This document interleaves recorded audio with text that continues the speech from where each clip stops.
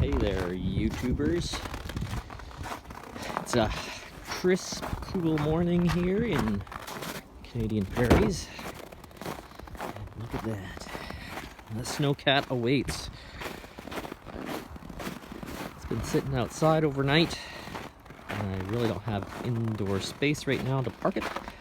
So it's been parked out here. I just threw the battery charger on to make sure it was topped up. And I'm going to get it going right away. There we go.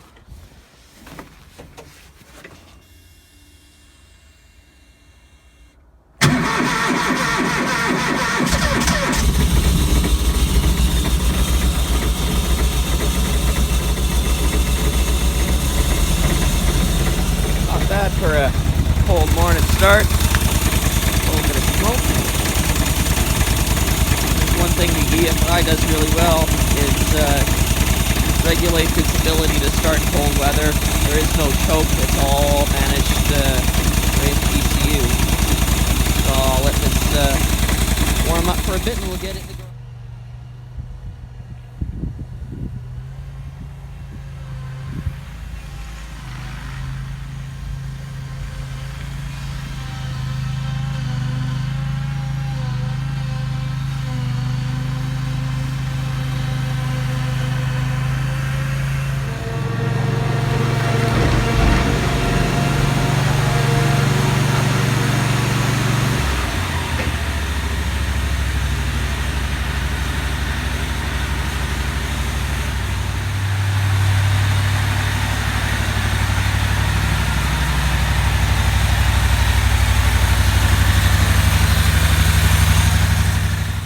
Alright guys, there you have it. The snowcat is finally operational, moving under its own power. It does pretty well. There are a couple things that I'm going to need to address. I will get into that later on in this video, but for now, yeah, it's nice to see this thing finally moving. Yeah, there we go. That's a nice sign to see. Some snow in the tracks finally. I've been driving the snowcat for about a half an hour now, and there are a couple issues that are arising. One issue is hydraulic fluid temperature, and that is leading to viscosity concerns. So I measured the fluid temperature after running for about 15 minutes, and it was exceeding 100 degrees Celsius. That's not good. That basically is the point where the hydraulic fluid loses its ability to effectively transmit power from the pumps to the motors. So there is a noticeable decrease in performance at that point. The snowcat just doesn't have the ability to turn, accelerate, or even move very well once it gets into that operating temperature range. So the solution for that is to get a cooling system on the hydraulics, and because this machine has basically two hydraulic circuits, one for the left track, one for the right track, that means that I'm going to need two hydraulic coolers, and not a problem. There are dual coolers out there. I have one on order, and that should be in mid next week. That should help manage the temperatures on the machine a little more. The other issue is the fluid itself that I chose. It was just something that I had out in the shed, and it was designed more for a tractor, not really a hydrostatic configuration. So its viscosity properties at higher temperatures isn't great. Aside from that, going to get working on installation of the Briggs & Stratton engine. I will admit that the Kohler does start and run quite nice, but I am very hesitant on how well it's going to perform in the long run. And so I think just getting that Briggs in here, knowing that the engine is up to spec, will be a good refresher after having dealt with this Kohler engine. And with the magic of television, the new engine is in place. Sorry I wasn't able to really document that process, but I will admit it wasn't very interesting either. I had a coworker come by and he helped me remove the old engine and get this one into place. And more or less, it was a pretty simple exercise. Bolt patterns for this size of engine are the same orientation for the crank PTO. So really, it was just take the old engine out, bolt the new engine in, and change a little bit of the wiring around, and it was ready to go. So it's ready to run. It has been fired. It does start, it does run, it idles. It doesn't have any kind of exhaust on it right now, so it is extremely obnoxious. So that's going to be the next task. I don't know if I'm going to start that right away or perhaps wait until tomorrow, but yeah, I think it's a good step forward on getting things going. And good morning again. Here we have the Snowcat sitting outside. Ooh, it's got a little bit of snow on it, go figure. New engine's in. I drove it out here basically with no exhaust or headers on, so that's the task for today. Get some exhaust put into this thing and yeah, get it finished up. Alright, so we're back out in the garage. I got the Snowcat warming up in here, and the next task here is to get the exhaust manifold fabricated and connected into the original muffler, and get this wrapped up.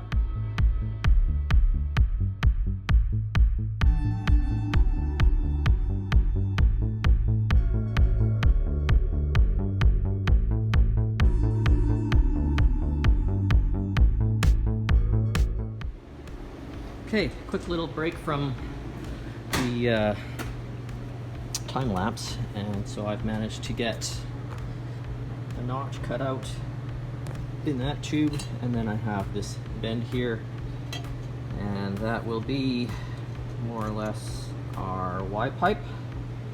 So that's where the two cylinders will collect, and then this will go out to the muffler.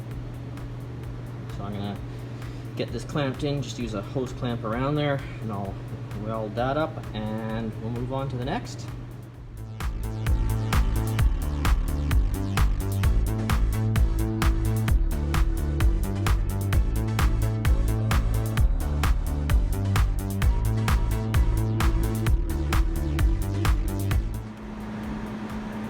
Well, she ain't pretty, but we have a combiner. It would be nice to have a TIG welder, but nonetheless, it's hard to tell. But yeah, no restriction, fits just beautifully. So next step is to get the pipes onto the cylinders, and then continue on with fabricating. Alright, so now that the collector is finished, I'm going to set up to do the manifolds on each cylinder. Back when I was using the cooler, I ordered these exhaust flanges, and they never worked out for that engine. It has bigger exhaust ports. This one, however, has the 1-inch exhaust port, and then these actually taper up to 1.25 inches. So these are going to work out well. I can fit the 1.5 inch pipe over this, but the trick is, because I don't have a ton of clearance between the cylinder and just the chassis there, I need to shorten it. So I'm gonna chop that down a little bit to get us a little bit of extra room.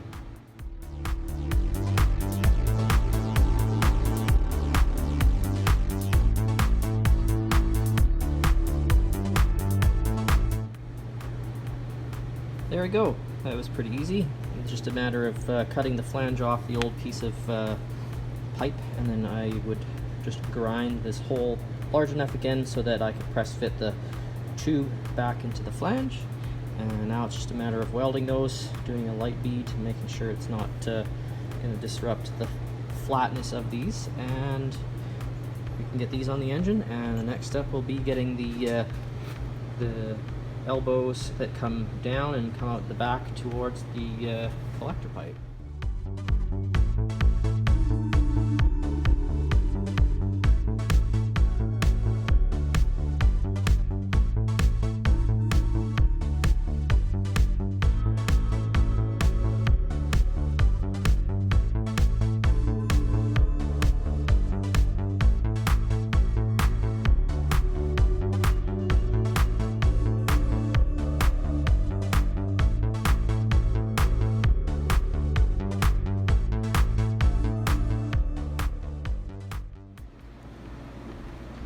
Okay, that was a long time-lapse section, but here we are. It's all finished up. I did do a little bit of grinding just to kind of tidy it up, but I really didn't go crazy. And to be honest, the bottom side I didn't even touch with the grinder.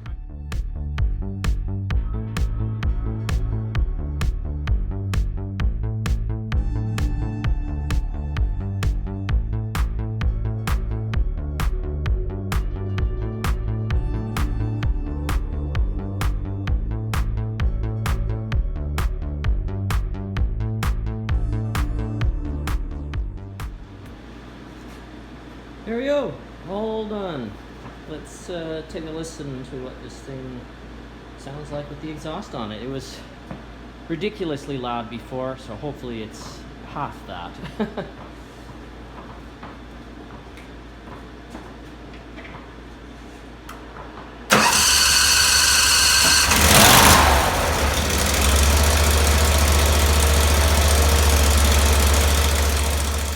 Alright guys, I'm quite pleased that that exhaust has turned out as nicely as it has. I know I said there was a bunch of other little bits and pieces that I needed to take care of, but I'm probably going to save that for an upcoming video. Then I can kind of lump together all of the stuff like the oil coolers and whatnot. But before I call this video quits, I think it's probably time that we get a little bit of action shots, so hope you enjoy this.